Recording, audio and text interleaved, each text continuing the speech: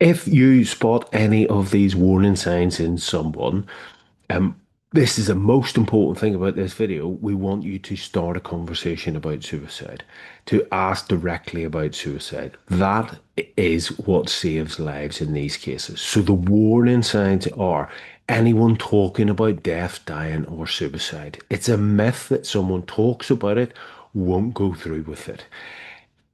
Any sense of hopelessness, helplessness, no outlook for the future, or someone that's feeling trapped. Things are out of control. There's no escape, no way out. These are all key warning signs. The hopelessness one has been the biggie for me for all the years I've been offering support as a mental health first aid instructor.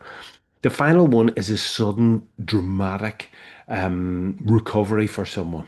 If you've been worried about this person, they've been scraping along the bottom for ages. One day they come in, you come across them, this dramatic recovery. It may be that they have decided they've found their way out.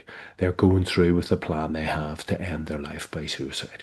Starting this conversation may seem daunting. I've asked the direct question loads of times. I've never had a bad reaction. It always really builds the safety and trust between you and the other person. I've never regretted asking it, never had a bad reaction. So, how should we do that? It sounds like things are really tough right now. Are things so tough that you've had thoughts of suicide? Using the word suicide is being clear, and that is being kind. We can still ask kindly and compassionately. Let me give you another example.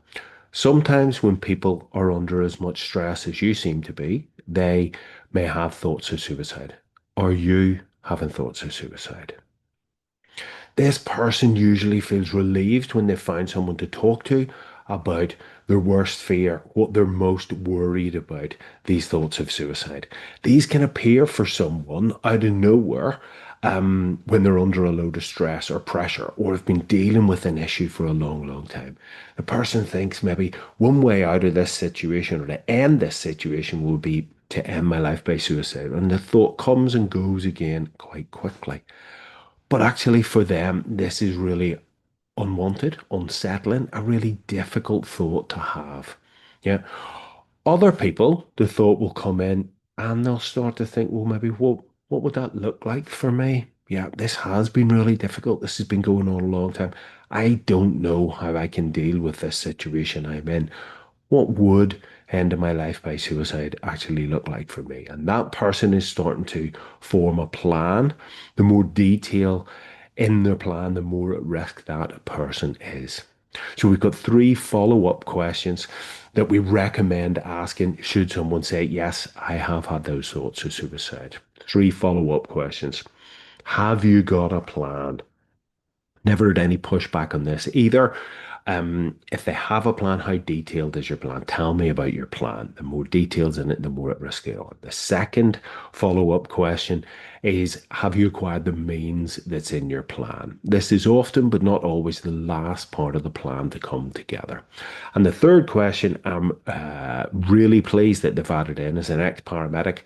Have you been drinking alcohol or taking drugs? And from my experience, our inhibitions as a human are lowered when we've been taking alcohol or drugs, and we're much more at risk, much more likely to engage with those thoughts of suicide or that suicide behavior, engaging with that plan we have for our suicide. This person, if they have a plan, they've acquired the means, they've been drinking alcohol or taking drugs, they shouldn't be left alone. We need to get someone there with them, get them to be with someone to keep them safe.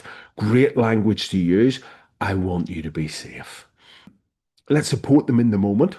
Further resources that you can help you in the moment support this person are Samaritans. They're there 24/7. The number nationwide is 116123, or the Shout text service 24/7 text support by a trained volunteer. Again, the number for that, just text the word shout to 85258 and you'll get through 24/7.